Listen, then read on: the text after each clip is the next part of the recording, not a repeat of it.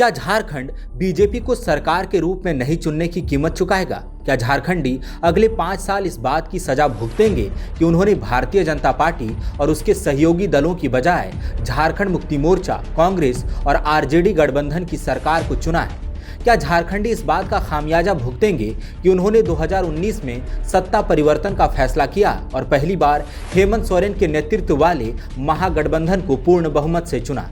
क्या झारखंडी केवल इसीलिए उपेक्षा का शिकार होते रहेंगे कि उन्होंने कथित डबल इंजन की सरकार वाली थ्योरी को नकार दिया? क्या झारखंड आर्थिक मोर्चे पर केवल इसीलिए सौतेला व्यवहार झेलेगा कि उसने बाबूलाल मरांडी के ऊपर हेमंत सोरेन को तरजीह दी?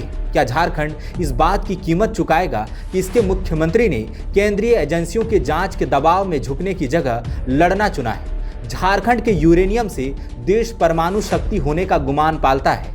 झारखंड का कोयला पूरे देश को रोशन करता है, तो फिर झारखंड के साथ ही नाइंसाफी क्यों? 25 साल का नौजवान झारखंड आखिर कब तक बेकारी, बेजारी, बीमारी और गरीबी का दंश झेलेगा? 1 फरवरी को केंद्रीय वित्त मंत्री निर्मला सीतारमण ने बजट पेश किया। इसमें झारखंड के हिस्से क्या आया? रांची में उत्तर भारत का सबसे बड़ा मेंटल हेल्थ सेंटर, करीब 100 साल पुराने कांके स्थित मनोचिकित्सा केंद्र का अपग्रेडेशन और राजस्व में राज्यांश। इसके अलावा आर्थिक संकट से जूझ रहे झारखंड को इतना भी नहीं मिला जिसे सांत्वना भी कहा जा सके। झामुमो के 47वें झारखंड दिवस पर मुख्यमंत्री हेमंत सोरेन 2 फरवरी को दुमका में थे। यहां मुख्यमंत्री ने केंद्रीय बजट में झारखंड के साथ बरती गई बेरुखी की बात की। उन्होंने कहा कि देश के कुल खनिज संसाधनों का 42% हिस्सा झारखंड से जाता है, लेकिन केंद्रीय बजट में झारखंड का नाम तक नहीं लिया जाता। सीएम ने इसे खुला अन्याय बताया। उन्होंने कहा कि झारखंडी इसे चुपचाप नहीं सहेगा। उन्होंने कहा कि झारखंड के आदिवासी, मूलवासी और गरीबों को कमजोर और बोका समझने की गलती केंद्र सरकार को नहीं करना चाहिए। उन्होंने कहा कि झारखंड गठन के बाद से ही वादा खिलाफी हुई है। उन्होंने 2014 के उस वादे की याद दिलाई जिसमें कहा गया था कि प्रत्येक व्यक्ति के खाते में 15-15 लाख रुपए आएंगे।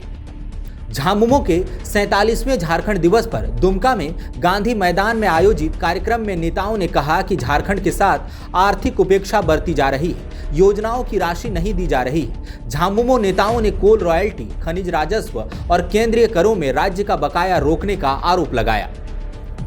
झारखंड सरकार लंबे समय से यह दावा करती रही है कि हमें कोल रॉयल्टी का 1,32,000 करोड़ रुपया नहीं दिया गया। वित्त मंत्री राधाकृष्ण किशोर कई बार कह चुके हैं कि केंद्रीय करों में राज्य का हिस्सा समय पर नहीं दिया जाता, जिससे जन कल्याणकारी योजनाएं प्रभावित होती हैं। पिछले काफी समय से ई कल्याण के तहत छात्रों को दी जाने वाली स्कॉलरशिप में भी केंद्र ने अपना हिस्सा नहीं दिया है। मनरेगा की जगह लाई गई विकसित भारत जी रामजी योजना में भी राज्य की हिस्सेदारी 60% रखी गई है। पहले ही आर्थिक संकट से जूझ रहे इस राज्य के लिए यह दोहरी मुसीबत जैसी है।